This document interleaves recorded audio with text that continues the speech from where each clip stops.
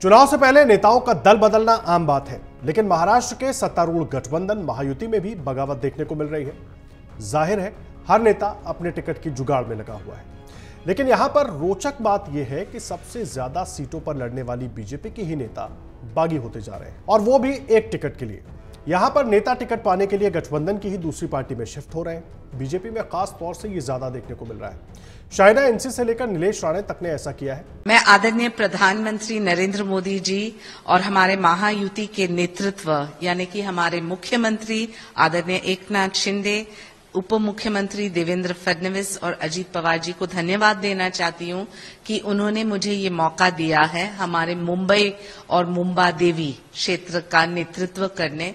और मैं मानती हूं कि जिस अंदाज से महायुति की सरकार ने 2.5 साल में जो अपरंपार काम किया है महाराष्ट्र के लिए, उसी दृष्टि से और उसी दिशा में मैं काम करते रहूंगी हमारे मुंबा देवी के रहवासियों के लिए। महायुति के नेतृत्व ही तय करते हैं कि कौन से उम्मीदवार को कहां से मौका मिलना चाहिए। और मैं आपको स्पष्ट रूप से कह सकती हूं कि 20 साल मैं सार्वजनिक जीवन में राजनीति में रही हूं, 20 साल से सामाजिक क्षेत्र में काम करते आ रही हूं, और मैं मानती हूं कि दक्षिण मुंबई के कोई भी क्षेत्र हो, कोई भी वोटर हो या कोई भी मुद्दा है, मैं उनकी आवाज बनना चाहती हूं और उसी सिंसियरिटी और निष्ठा के साथ काम करना चाहती हूं।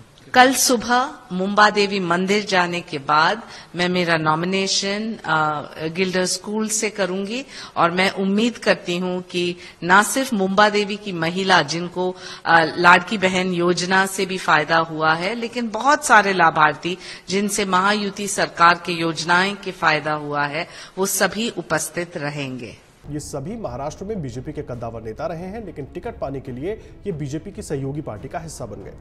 ये उम्मीदवार या तो मुख्यमंत्री एकनाथ शिंदे के नेतृत्व वाली शिवसेना या अजीत पवार के नेतृत्व वाली राष्ट्रवादी कांग्रेस पार्टी एनसीपी में शामिल हो गए हैं। इस घटनाक्रम को गठबंधन के अंदर एक आंतरिक व्यवस्था के रूप में भी देखा जा रहा है। पूर्व सीएम और केंद्रीय मंत्री नारायण राणे के बेटे बीजेपी के नीलेश राणे कुंडल सावंतवाड़ी विधानसभा सीट से चुनाव लड़ने के लिए शिंदे की शिवसेना में शामिल हो गए। सीट समझौते के तहत ये सीट एकनाथ शिंदे के खाते में गई। नीलेश राणे 2019 में बीजेपी में शामिल हुए थे। उनका सामना उद्धव ठाकरे की पार्टी के मौजूदा विधायक वैभव नायक से होगा। बीजेपी के 4 अन्य नेता आवंटित सीटों से चुनाव लड़ने के लिए एनसीपी में शामिल हो गए। सांगली के बीजेपी के 2 नेता पूर्व सांसद संजय काका पाटिल और जिलाध्यक्ष निशिकांत भोसले पाटिल मुंबई में एनसीपी प्रमुख अजित पवार और राज्य पार्टी अध्यक्ष सुनील तटकरे की उपस्थिति में शामिल हुए। उनके शामिल होने के तुरंत बाद एनसीपी ने उन्हें पार्टी के उम्मीदवारों के रूप में घोषित किया। निशिकांत भोसले को इस्लामपुर विधानसभा सीट से टिकट मिला, तो संजय काका को तासगांव से। संजय काका का सामना शरद पवार की एनसीपी के उम्मीदवार रोहित पाटिल से होगा। रोहित एनसीपी नेता आर पाटिल के बेटे हैं।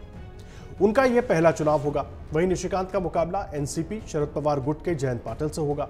अजीत पवार के एनसीपी से जुड़ने के बाद निशिकांत ने कहा कि बीजेपी नेता और राज्य के डिप्टी सीएम देवेंद्र फडणवीस के निर्देश पर उन्होंने बीजेपी से एनसीपी में जाने का फैसला किया। निशिकांत ने कहा कि मुझे बीजेपी से एनसीपी में आना पड़ा क्योंकि इस्लामपुर विधानसभा सीट एनसीपी के पास चली गई है। मैं एनसीपी के टिकट पर इस्लामपुर सीट से चुनाव जीतूंगा। निशिकांत ने 2019 के विधानसभा चुनावों में निर्दलीय के रूप में इस सीट से चुनाव लड़ा था और उप विजेता रहे थे। वहीं नांदेड़ जिले के बीजेपी नेता प्रताप राव पाटिल चिखलीकर भी लोहात विधानसभा क्षेत्र से चुनाव लड़ने के लिए एनसीपी में शामिल हो गए। नांदेड़ के पूर्व सांसद प्रताप राव लोहार से 2 बार विधायक रहे हैं। बीजेपी के प्रवक्ता रही शाइना एनसी भी चुनाव लड़ने के लिए शिंदे गुट की शिवसेना में शामिल हो गई हैं। उन्हें मुंबई की मुंब्रा देवी सीट से टिकट मिला है। उनका सामना कांग्रेस विधायक अमीन पटेल से होगा।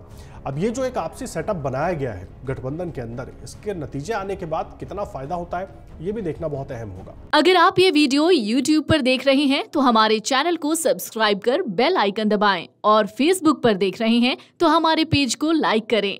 8 मिलियन+ सब्सक्राइबर, आपके इस भरोसे के लिए बहुत धन्यवाद।